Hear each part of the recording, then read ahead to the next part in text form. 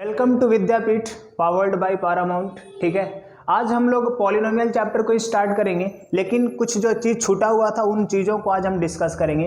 हम लोगों को पढ़ना था, पिछले पार्ट तक कुछ क्लियर किए थे। इस पार्ट में हम लोग देखने वाले हैं फैक्टर थ्योरम और रिमाइंडर थ्योरम के बारे में। क्या देखेंगे? फैक्टर थ्योरम और रिमाइंडर थ्योरम के बारे में। ठीक है, काफ़ी इंपॉर्टेंट टॉपिक है ये पॉलिनोमियल चैप्टर का। इसी टॉपिक को हम लोग आज डिस्कस करेंगे। फैक्टर थ्योरम सबसे पहले समझते हैं, जो कि ऑल अबाउट फैक्टर के बारे में है। किस चीज़ के बारे में है? फैक्टर के बारे में है।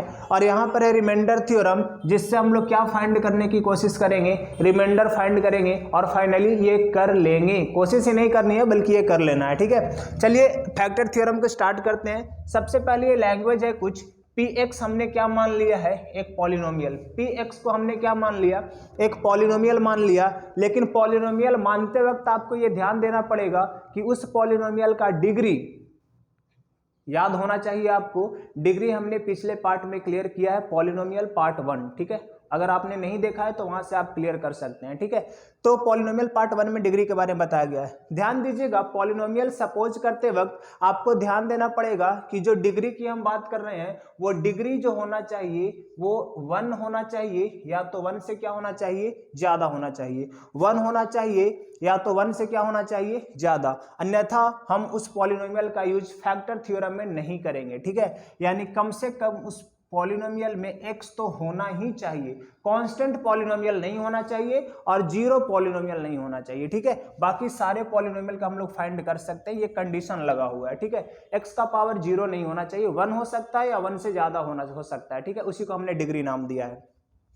और a क्या है सर? a यहां पर एक नंबर है। a क्या है? कोई भी रियल नंबर हो सकता है। इस तरीका से कि अगर हम उस a को अगर px पॉलिनोमियल में x के जगह पर a रख दें, यानी a रख करके हम वैल्यू ऑफ द पॉलिनोमियल निकाल दें, कहने का मतलब value of the polynomial at x equal to a। इस कंडीशन पर अगर हम रख दें और उस कंडीशन में अगर हम रखेंगे और अगर वहां पर कितना आ जाए, वैल्यू ऑफ द पॉलिनोमियल कितना आ जाए? 0 आ जाए, तो हम क्या कहेंगे सर कि अगर हम a वैल्यू रख रहे हैं तो x माइनस a क्या होगा? फैक्टर होगा। और अगर माइनस a रखेंगे, क्या रखेंगे? माइनस a, तो उस कंडीशन में सर x प्लस a उसका क्या बन जाएगा? फैक्टर बन जाएगा। हमने क्या बोला? a इस तरीका से px में वैल्यू रखना है कि अगर वो पूरे पॉलिनोमियल का वैल्यू 0 दे रहा है तो उस कंडीशन में वो वैल्यू का साइन चेंज करके आप फैक्टर निकाल सकते हैं। जैसे हम a वैल्यू रख रहे हैं तो x माइनस a फैक्टर होगा, और अगर माइनस a वैल्यू रखेंगे तो x प्लस a फैक्टर होगा। ठीक है, इसी का कन्वर्स भी सही है। इसका कन्वर्स क्या सही है sir? Conversely if x minus a अगर फैक्टर होगा तो पी ए इक्वल टू 0, यानी ये जो a है ना, देखिए सर माइनस था ना तो प्लस a रख लेंगे, यहाँ पे प्लस रहेगा तो यहाँ पर क्या कर लेंगे? माइनस कर लेंगे। ठीक है, तो फैक्टर में ध्यान देना है कि अगर आप a वैल्यू रख रहे हैं तो x plus x minus a factor होगा, और अगर आप माइनस a रख करके वैल्यू ऑफ द पॉलिनोमियल 0 निकाल रहे हैं तो उस कंडीशन में plus a, x plus a क्या हो जाएगा? फैक्टर हो जाएगा। ठीक है, तो इसको ध्यान रखिएगा। आगे हम लोग बात करते हैं रिमाइंडर थ्योरम का। सर रिमाइंडर थ्योरम का एक बहुत बड़ा मतलब इसको पढ़ने के पीछे का रीजन है कि आप बिना एक्चुअल डिवीजन का यूज किए, मतलब बिना लॉन्ग डिवीजन मेथड का यूज किए, आप आसानी से किसी भी पॉलिनोमियल को किसी से डिवाइड दीजिएगा तो आसानी से आप रिमाइंडर वहां से फाइंड कर सकते हैं। सर यहाँ पे हम बोले कि px पॉलिनोमियल है, कंडीशन वही है, डिग्री जो होना चाहिए वो 1 या 1 से क्या होना चाहिए? ज्यादा होना चाहिए। तो इस कंडीशन में a एक ऐसा वैल्यू रखना है कि वहां पर pa निकालेंगे। क्या निकालेंगे? pa। ठीक है, आपका ये जो pa यहां से आएगा वही क्या बन जाएगा? रिमाइंडर बन जाएगा। हमने px पॉलिनोमियल मान लिया और डिवाइड किससे दे रहे हैं? x माइनस a से।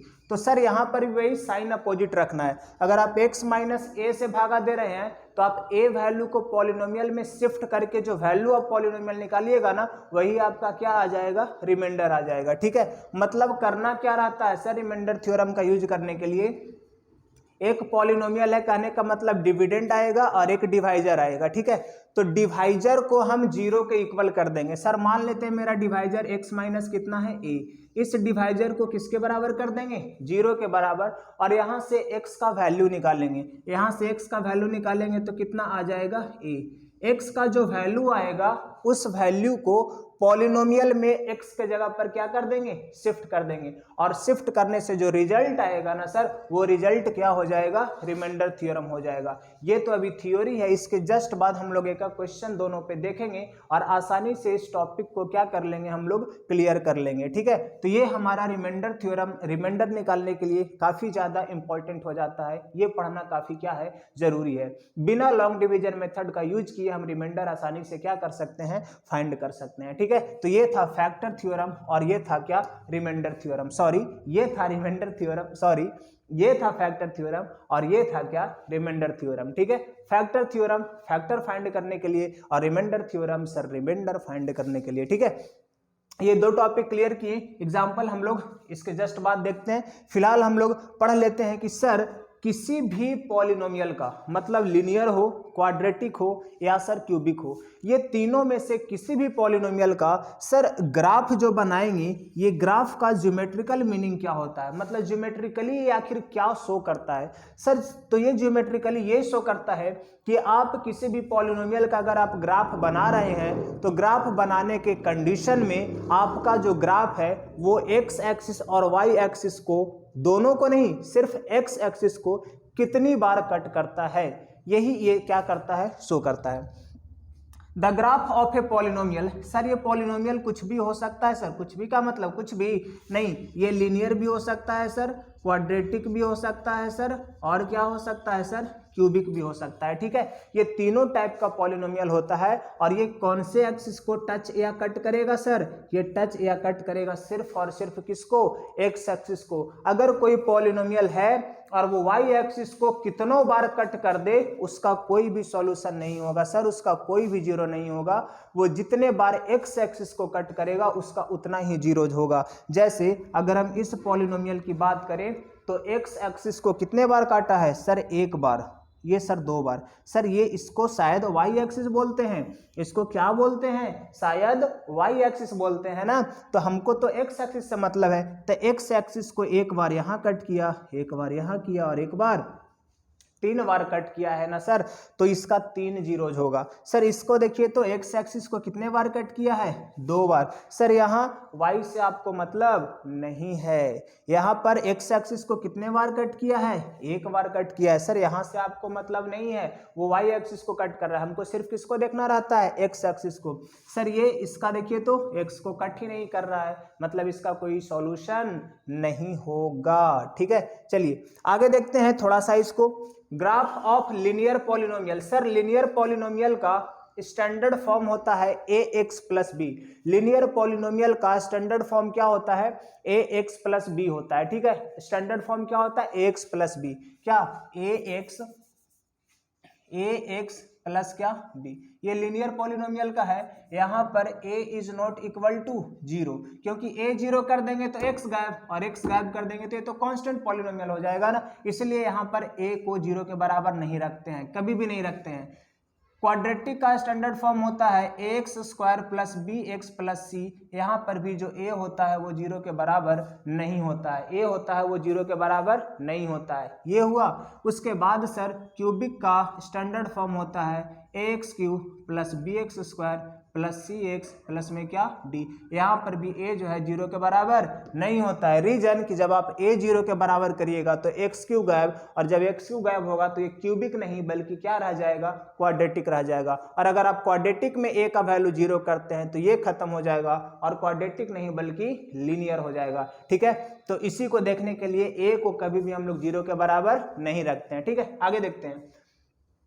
Graph of linear polynomial x plus b where a is not equal to 0 always कैसा लाइन होता है, स्ट्रेट लाइन। याद रखना है कि कभी भी लिनियर पॉलिनोमियल का आप ग्राफ बनाइएगा तो हमेशा कैसा लाइन आएगा, स्ट्रेट लाइन आएगा। The graph of quadratic polynomial का हमेशा कैसा आता है, पैराबोला आता है। कैसा आता है, पैराबोला। ये सर पैराबोला अपवर्ड भी हो सकता है और पैराबोला डाउनवर्ड भी हो सकता है, अपवर्ड भी हो सकता है और डाउनवर्ड भी हो सकता है, दोनों कंडीशन में होता है। और फाइनली क्यूबिक पॉलिनोमियल का ग्राफ जो होता है एक्स एक्सिस को कट करेगा कम से कम एक बार, अधिक से अधिक 3 बार, एट लीस्ट वंस और एट मोस्ट थ्राइस।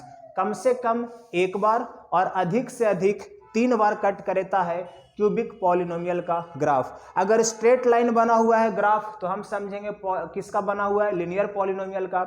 अगर पैराबोला बना हुआ है तो हम समझेंगे किसका बना हुआ है, क्वाड्रेटिक का। और अगर एक्स एक्सिस को एक या एक से ज्यादा बार कट कर रहा है, कहने का मतलब अधिक से अधिक 3 बार कट कर रहा है, तो उस कंडीशन में हम समझेंगे कि ये जो ग्राफ है वो क्यूबिक पॉलिनोमियल का बना हुआ है। चलिए हम लोगों ने geometrical meaning of the graph of a polynomial को देख लिए हैं, ठीक है। अब इसके बाद हम लोग क्या करने वाले हैं, फैक्टर थ्योरम और रिमाइंडर थ्योरम का एक एक क्वेश्चन यहाँ पे क्या करेंगे, डिस्कस करेंगे, ठीक है। इसके बाद का बड़ा इंपॉर्टेंट टॉपिक स्टार्ट होगा और वो टॉपिक है सर क्वाड्रेटिक पॉलिनोमियल का एक्सप्रेशन फाइंड करेंगे, अल्फा बीटा के बारे में सीखेंगे। अल्फा प्लस बीटा क्या होता है, अल्फा इंटू बीटा क्या होता है, जीरोज अल्फा और बीटा में क्या रिलेशन होता है, उसके कोफिशिएंट को लेकर के वो चीज़ को हम लोग क्या करेंगे, सीखेंगे। फिलहाल हम लोग इससे कुछ क्या करते हैं, एक एग्जाम्पल को डिस्कस करते हैं। एग्जाम्पल की आज बात करते हैं यहाँ पर कि पॉलिनोमियल्स में जो हम लोग फैक्टर और रिमाइंडर थ्योरम पढ़ रहे थे, आज उसी का एग्जाम्पल के बारे में हम लोग क्या करने वाले हैं, बात करने वाले हैं, ठीक है। सबसे पहले आपका जो यहाँ पर एग्जाम्पल दिया हुआ है उन चीज़ों को अगर डिस्कस कर दिया जाए तो यहाँ पर आपको कुछ चीज़ें दिखाई देगी क्या, कि एक्स स्क्वायर प्लस में 4x माइनस कितना लिखा हुआ है, 5 लिखा हुआ है। इसका क्या निकालना है, फैक्टर थ्योरम से हमको फैक्टर निकालना है। करेंगे क्या कि जो पॉलिनोमियल दिया हुआ है ना, इसको हम लोग मान लेंगे पॉलिनोमियल इन एक्स दिया हुआ है एक्स स्क्वायर प्लस 4x और प्लस में कितना लिखा हुआ है, सॉरी माइनस में कितना लिखा हुआ है, 5, ठीक है। हमको ये देखना रहता है कि इसमें कौन सा ऐसा वैल्यू रख दे x के जगह पर कि उसका वैल्यू यहाँ पर रखने से वैल्यू ऑफ द पॉलिनोमियल 0 आ जाए, ठीक है। तो हम लोग यहाँ पर 1 रख के देखते हैं, तो 1 4 5 5 1 रखने से आएगा। अगर हम x इज इक्वल टू 1 रखें तो हम निकालेंगे p1 निकालेंगे तो 1 का स्क्वायर प्लस 4 इंटू 1 और माइनस कितना हो जाएगा, 5। 1 प्लस में 4 और माइनस में 5, यानी 5 माइनस 5 बराबर कितना हो जाएगा, 1 रखने से x के जगह पर जब हम वैल्यू 1 रख रहे हैं तो इस कंडीशन में वैल्यू ऑफ द पॉलिनोमियल कितना आ जा रहा है, 0 आ जा रहा है। इसका मतलब है कि 1 रखने से चूंकि आ रहा है, इसीलिए x माइनस 1 साइन को बदल करके x माइनस 1 इसका क्या हो जाएगा, एक फैक्टर आ जाएगा, ठीक है। उसी तरीक़ा से भाई डिग्री इसका 2 है तो पक्का 2 को 0 से इसका आएगा ना, तो इसको 0 बनाने वाला भी 2 होगा। एक 1 है और दूसरा आपको बताते एक 5 आएगा, ठीक है। तो आप x के जगह पर अगर 5 रखते हैं तो यहाँ से p5 निकालेंगे, क्या हो जाएगा, 5 का होल स्क्वायर प्लस 4 इंटू कितना 5 और माइनस 5, 5 का स्क्वायर कितना 25 और प्लस में ये कितना हो जाएगा 20। 5 रखने से नहीं, -5 रख के देखिए, तो x का वैल्यू जब हम -5 रखेंगे तो p माइनस 5 यहाँ पे हो जाएगा -5 का होल स्क्वायर यानी 25, 4 इंटू -5 यानी कितना माइनस कितना हो जाएगा 20 और माइनस कितना 5, यानी यहाँ पर 25 और माइनस यहाँ पर भी 25, रिजल्ट कितना आया 0। चूँकि -5 रखने से 0 आया है इसलिए x प्लस 5 इसका क्या बन जाएगा, एक फैक्टर बन जाएगा। यानी इस पॉलिनोमियल का 2 फैक्टर आया, पहला फैक्टर x माइनस 1 और दूसरा x प्लस 5। चेक करने का एक और तरीका है सर, क्या करेंगे, पॉलिनोमियल था एक्स स्क्वायर प्लस 4x और माइनस कितना, ये दोनों को मल्टीप्लाई करके ऐसे निकालते हैं ना, कैसे सोल्व कर देंगे देखिए, बना देते हैं डायरेक्ट। एक्स स्क्वायर प्लस में 5x माइनस x माइनस कितना हो जाएगा 5, x कॉमन लेंगे तो x प्लस 5 माइनस 1 कॉमन लेंगे x प्लस 5, x प्लस 5 दोनों में कॉमन है और यहाँ से x माइनस कितना, देखिए एक फैक्टर x माइनस 1 दूसरा फैक्टर x प्लस 5, यही वाला कंडीशन हम लोगों को क्या करना था, देखना था, ठीक है। चलिए अब हम बात करते हैं रिमाइंडर थ्योरम की। तो रिमाइंडर थ्योरम में px हमारा दिया हुआ है, पॉलिनोमियल इन x क्या किया हुआ है, दिया हुआ है 3x स्क्वायर माइनस में 5x प्लस कितना दिया हुआ है 2 दिया हुआ है, ठीक है। और डिवाइड करना है x माइनस 5 से, पहले हम डिवाइड दे करके देखते हैं कि रिमाइंडर कितना आता है, ठीक ना। तो x माइनस 5 है और डिवाइड देना है 3x स्क्वायर, ठीक है, माइनस 5x और प्लस कितना 2, डिवाइड देंगे तो यहाँ से 3 टाइम्स लगेगा, 3, तो ये कितना हो जाएगा 3x स्क्वायर माइनस ये कितना हो जाएगा 15x, ठीक है। साइन चेंज करेंगे तो ये खत्म होगा, यहाँ से आएगा कितना 10x और प्लस में कितना, यहाँ में फिर से 10 से गुना कर देंगे, ठीक है, 10 से करेंगे तो 10x और माइनस कितना हो जाएगा 50, साइन चेंज करेंगे ये कैंसिल, रिजल्ट कितना आया, यानी रिमाइंडर हमारा कितना आया 52। बिना लॉन्ग डिवीजन को अप्लाई किए भी हम लोग रिमाइंडर फाइंड कर सकते हैं by the use of remainder theorem. Remainder theorem use कैसे करते हैं सर, जो gx दिया हुआ रहता है इसको हम लोग 0 के बराबर करते हैं, यानी x माइनस 5 बराबर 0, यहाँ से x का वैल्यू कितना आया 5। अब इस वैल्यू को हम लोग पॉलिनोमियल में शिफ्ट कर देंगे और सोल्व करने के बाद जो रिजल्ट आएगा वही हमारा रिमाइंडर बचेगा, और सरप्राइजिंगली आप देखिएगा रिमाइंडर कितना आएगा 52 ही आएगा। देखते हैं करके। पॉलिनोमियल इन x दिया हुआ है 3x² माइनस में 5x प्लस में कितना 2 है दिया हुआ, यहाँ से हम निकालेंगे p कितना 5, 3 इंटू 5 का स्क्वायर माइनस 5 इंटू 5 और प्लस में कितना 2, सोल्व कीजिए 25 और 3 कितना 75 हो जाएगा, माइनस कितना 25 और प्लस में कितना, प्लस वाला को पहले ऐड करेंगे तो कितना 77 माइनस कितना 25, रिजल्ट करेंगे तो कितना आया सर 52। इस कंडीशन में भी रिमाइंडर हमारा कितना आ रहा है 52 आ रहा है, ठीक है। तो ये था फैक्टर थ्योरम और रिमाइंडर थ्योरम, ठीक है। अगले क्लास में हम लोग डिस्कस करेंगे कि क्वाड्रेटिक पॉलिनोमियल में अल्फा बीटा और उसके कोफिशिएंट से क्या रिलेशन होता है, अल्फा प्लस बीटा क्या होता है, यानी सम ऑफ जीरोज क्या होता है, प्रोडक्ट ऑफ जीरोज क्या होता है, और उनसे रिलेटेड सारे क्वेश्चंस को, हर टाइप का क्वेश्चंस जो कि बोर्ड में पूछा जाता है उस टाइप के सारे क्वेश्चंस को हम लोग क्या करने वाले हैं डिस्कस करेंगे, ठीक है। तब तक इंतजार कीजिए अगले क्लास का, और इस तरीके के जितने भी क्वेश्चंस आपके बुक में गिवन है उन सारे क्वेश्चंस पे अपने प्रैक्टिस को और भी स्ट्रॉन्ग कीजिए। मिलते हैं अगले क्लास में क्वाड्रेटिक पॉलिनोमियल के डिटेल्स को लेकर के।